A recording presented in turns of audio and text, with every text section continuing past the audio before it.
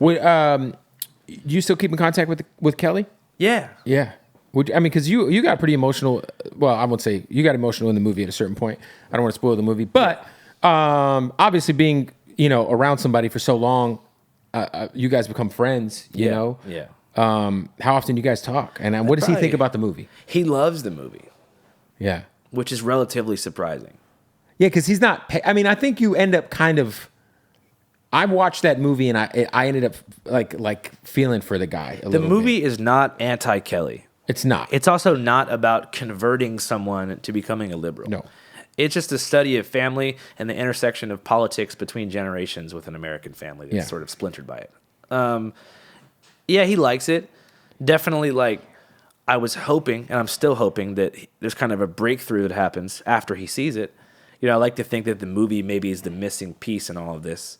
But he's seen it several times. He came to 2 different tour dates on the Channel 5 tour last summer. And then he also came to the premiere in Huntington Beach 2.5 weeks ago. And each time he was kind of like, hell yeah, like, sick.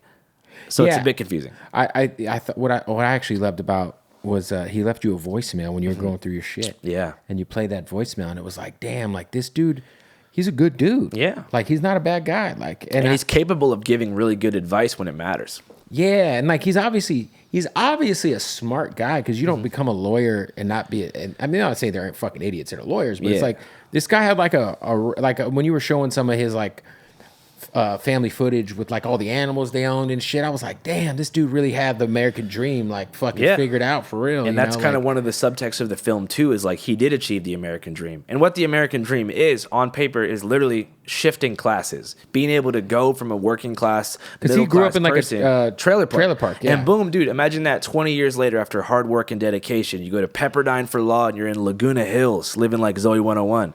And then boom, all of a sudden it goes away. And the American dream breaks in front of your eyes.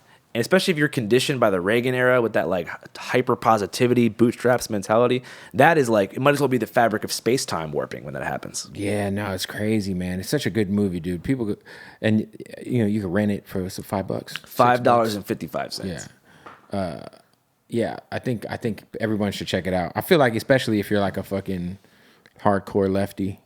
Yeah, because the thing is, like, a lot of hardcore lefties, they want to pretend like these people don't exist, or they're not like people. Like they're not like, hey, like just be like, yes, they're crazy, they're holding the signs and they're screaming at you outside. But what is like that's a person at the end of the day with a backstory, a huge backstory, and in a way, this movie is kind of for them. To say, hey, if you do want a revolution, if you want a progressive future, you have to figure out how to incorporate the millions and millions of people like Kelly who have valid economic grievances, who were hypnotized by political media and are now working for the enemy as they see it. Right. You can't just have a utopian future without figuring out a path to stability and mental strength and solitude for these people. Not solitude, mental, like whatever the word is. Like a... You know what I mean? Like, no, for sure. Mental health services, but not every Trump supporter is like a head case. I'm just saying. No, for sure. No. I think that's the other thing too, man. Is I just think like what you do is you add context and nuance to just so many divisive issues, and I feel like if somebody watched like any of your coverage that you've had over the years, bro, it's like yo, we're all in the gray area and we act like it's black or white. Yeah, I think there's more people in that zone than you'd like to think. So would you do a podcast? I'm thinking about it, bro. I'm thinking about it. But the thing that scares me about a podcast is like you look at dudes like Steve-O who have had crazy lives, but they've done 1 million podcasts. At some point, you've told every story and the lore kind of goes away. At least for somebody like me that has a sort of like in-field mystique to myself. That's fair. Yeah, no, that's fair. I think you're not overexposed personally. Right. I don't want to tell people, and I'm also like I'm kind of smart, but I'm more of a listener than a talker. Like you've been in the radio, like you know what you're doing. Not saying I'm a bad podcaster, but I don't know if I have a take for everything. Yeah, and I do feel like what you do is like a version of. I mean, it's all content, right? Podcasts of content, a vlog is content, a mini documentary is content. Like, so I think what you do, man, is I think unless you think you doing a podcast will add to like the overall like mission of journalism. Yeah. Then, just double down on shit you're doing. Yeah, right one now. thing that I would do is like a hybrid between, I guess, Channel 5 and Soft White Underbelly. I want to get an ambulance, buy an ambulance and kind of gut the back and turn it into a mobile studio where I can talk to just like random people. Not just people Yeah, like, who yo, are I'm on gonna the pull up the streets. fucking, I'm gonna pull up wherever. Sweet. Yeah, It could be right? Skid Row, it could be fucking, Yeah. the White Lives Matter in Huntington Beach, it could be anything. So I would do a podcast with like random people. Yeah. And sometimes famous people, but not just famous people. Right. You know, because famous Well, people. you're the only person I think that's interviewed Yeet. Actually, Complex got him, which was very unfortunate, but they didn't do it like I did. Yeah, but I felt like, did you have like the first interview with Yeet? Yeah.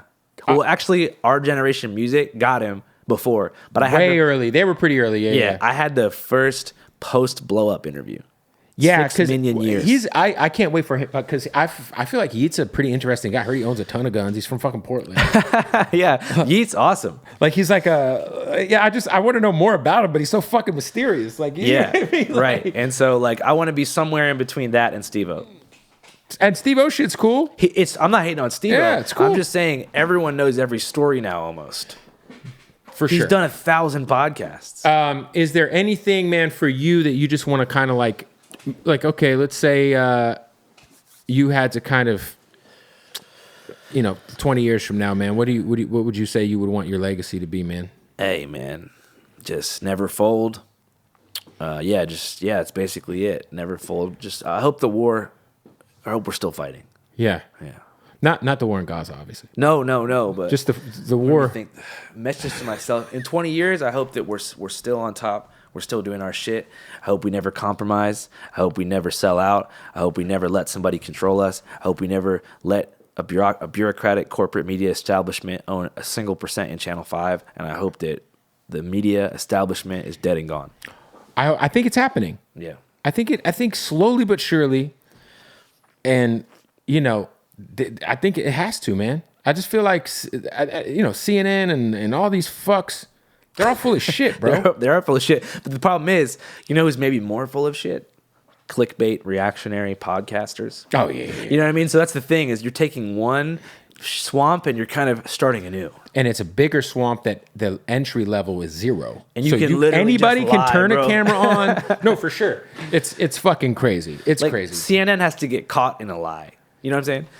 I think they've been caught in a few. I don't understand why Rogan never sued them for they made his skin yellow, and that whole ivermectin thing was just crazy. They made his skin yellow when they put him on TV? Yes. They Wow, made him like look he's in sick. Mexico. No, they made him look like he was sick when he did his it was fucking crazy. Damn, bro, that's whack. Yeah, no, They did that for real? Yes. That's unbelievable. But It is insane. Yeah. And I'm like, he always said, he was like, I could sue him, but this is not worth it. I'm like, yeah, you could sue the fuck out of him. Sue somebody for putting a tint on you? Because they were trying to make I think the whole angle of the story was he was sick. He's getting jaundice from ivermectin. Yeah. Like that's the vibe, right? Like Yeah. his skin is turning yellow, like he's going in septic shock. I guess so, man. But yeah, I think, man, you're doing good work, bro. Keep it up. And, I look forward to seeing you guys expand with the different correspondents you have all over the world. Any areas you're looking? I would love to see like somebody maybe in Africa, like covering some of that shit out there. I had a homegirl in the Democratic Republic of Congo that wanted. I would say to do Congo something. specifically, yeah. But our policy is if you're going to cover something, you have to be from that area at least. Know what I'm saying?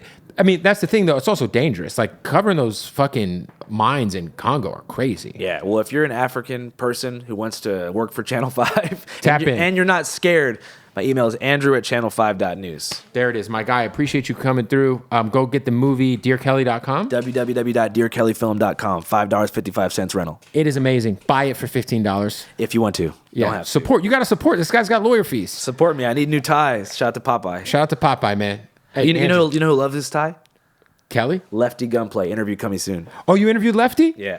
How off the shits was he at the time? He was doing He's a good good. friend of mine. He was doing good. Yeah, I know he's love doing Lefty. better. Oh, he's the best. Yeah. He might be the most.